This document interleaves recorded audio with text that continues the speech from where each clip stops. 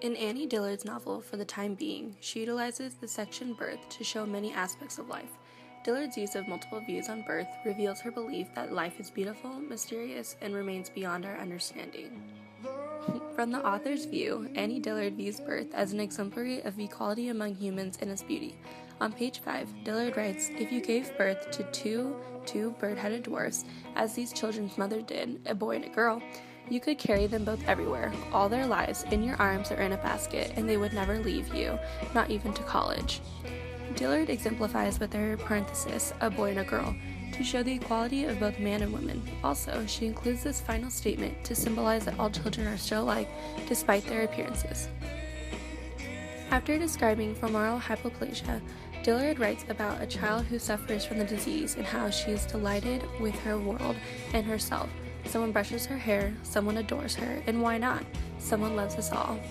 The rhetorical question Dillard utilizes exemplifies the beauty of birth and beauty of humans, no matter the condition we are compromised with. Dillard then compares the death rates among the human race to the birth rates and states, "Here they come, these many new people, for now absurdity alike, about 10,000 of them a day in this country." This statement symbolizes the absurdity of birth and the beauty of life consecutively, how beautiful birth is when compared to new lives being created and given to the world.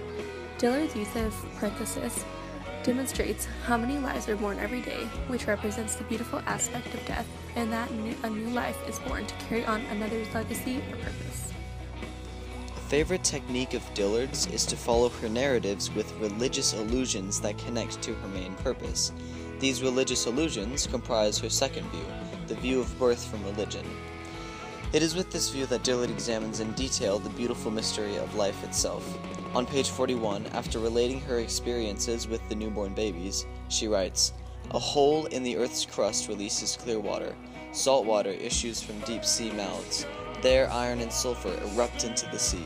In Safad, Isaac Luria began prayers by saying, 'Open thou my lips, O Lord, and my mouth shall show forth thy praise.'"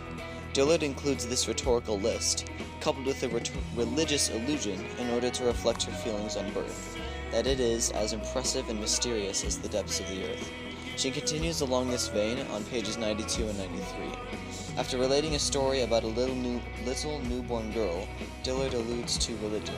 She states that, "I want to walk around this aware baby, as if she were the silver star's hole on the cave floor, or the Kaaba stone in Mecca, the wellspring of mystery itself, that requires men to ask, why is there something instead of nothing?" This little baby has become, to Dillard, a symbol of the wellspring of mystery itself. And what better place to examine the question of human existence than a baby, the very beginning of human life? As Dillard examines more thoroughly the subject of birth, she is faced with the one central question: why are we here? Throughout the novel, Dillard refers to both religion and science. The birth sections are no exception. Throughout her novel, Annie Dillard presents a technical perspective of birth, portraying it as an agent of change in the world. Through the anecdotes of the bird-headed dwarf, she depicts birth as an agent of genetic change, suggesting that birth sets in motion the process of biological evolution, creating changes in humans over several generations. She writes, "A chromosome crosses or a segment snaps in the egg or the sperm, and all sorts of people result." This was the case with the bird-headed dwarfs. Dillard proposes that by examining birth from a technical perspective, many of the mysteries that surround this natural phenomenon seem to be solved. Science has taught us how these genetic changes occur and the circumstances that cause them. However, the one mystery that remains is why.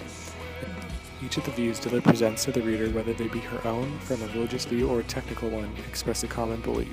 It is the belief in understanding that birth is both beautiful and mysterious, and examining the birth of human life causes us to contemplate those existential questions, such as why are we here, and why is there something instead of nothing.